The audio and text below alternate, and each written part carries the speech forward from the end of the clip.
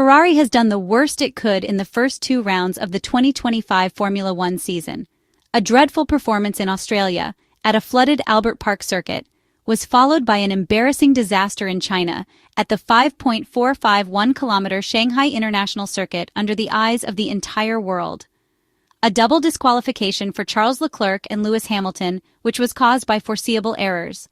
A worse start could not have been expected. Consider this. At least 4 drivers, namely Max Verstappen, Lando Norris, Oscar Piastri, and George Russell, alone have twice the points of the Ferrari duo ahead of the Japanese Grand Prix at the Suzuka circuit. Losing a championship like this would definitely hurt. Let's take a small step back to the 2024 Formula One racing campaign. And a key question arises, why didn't Ferrari manage to win the Constructors' Championship against McLaren? As always in such cases, there are several reasons.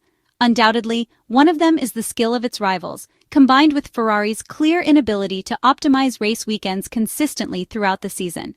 This, regardless of the car's actual performance on track.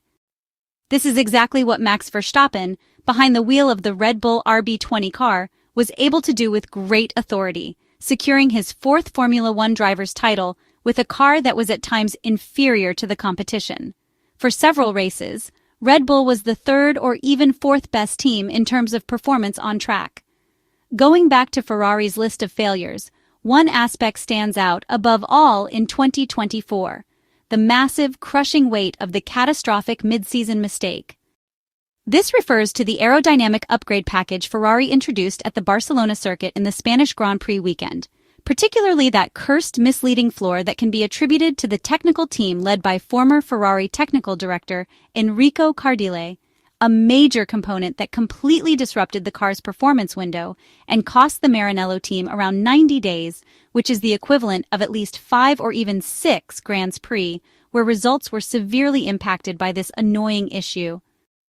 Most likely, introducing the Monza correction just one race earlier could have secured the Constructors' title for Ferrari last year.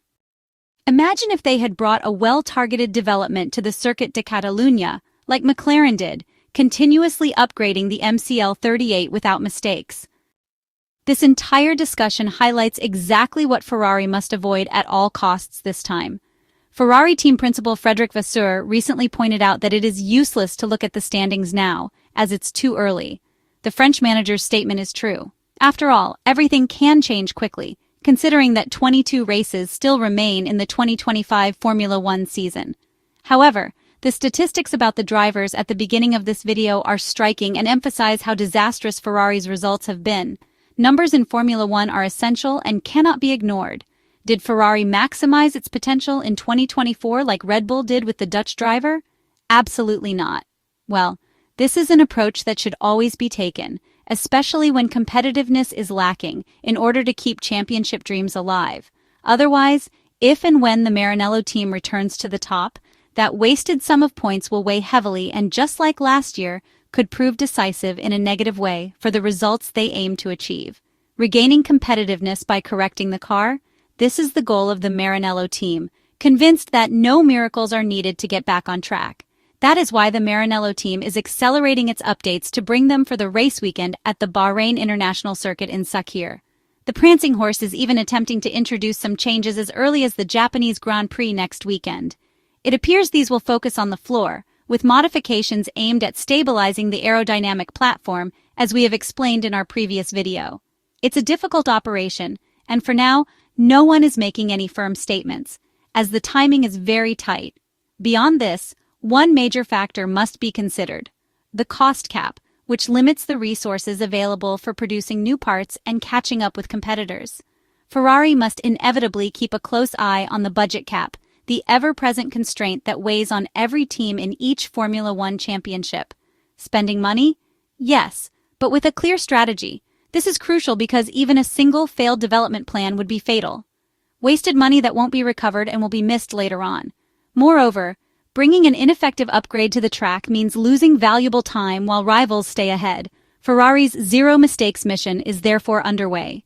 Their rivals keep talking them up, but Ferrari's start to the season has certainly underwhelmed compared to preseason expectations.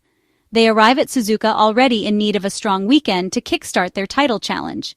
For two very different reasons. Ferrari were at the center of the big two news events of Round 2. Lewis Hamilton's first win in red in the Saturday sprint, and then the double disqualification from the Sunday Grand Prix, which took the Briton and Charles Leclerc out of the final classification. Ferrari's embarrassment of seeing their two cars excluded for different technical infringements, the first time in the 75-year history of the World Championship that the famous Italian team had suffered a double disqualification, was one thing. The other was that losing their 5th and 6th place finishing positions underlined that it had already been a disappointing race day.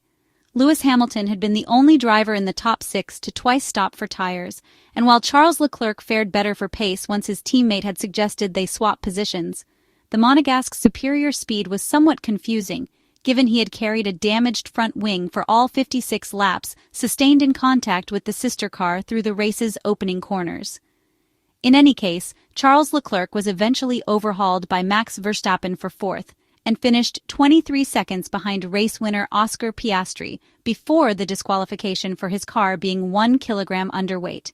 The double exclusion stripped Ferrari of 18 points, relegating them behind resurgent Williams to 5th place in the standings and creating a large 61 points deficit to dominant championship leaders McLaren already.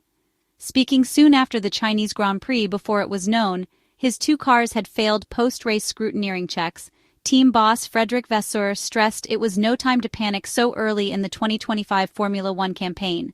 The Frenchman pointed out that Charles Leclerc's race had showed promise, that the up-and-down China weekend had shown all the big teams were suffering a level of inconsistency with tires, and they just needed to work out how to consistently extract the best from the SF-25 single-seater.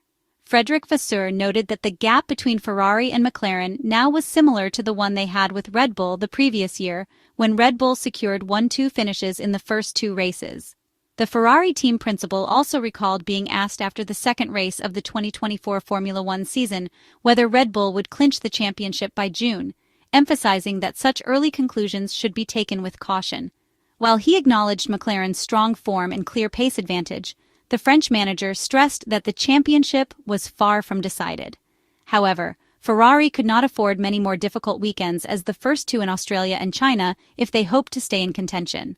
Any further confirmation needed after preseason testing that McLaren have the fastest car and are the team to beat at least at the start of the new season duly arrived across the opening fortnight of F1 2025, however much they may attempt to play it down. The reigning Constructors' Champions have opened a season with back-to-back wins for the first time since 2003 and would almost certainly have had a pair of 1-2 finishes too, but for the spin on dry tires in Melbourne rain that proved so costly for Oscar Piastri there.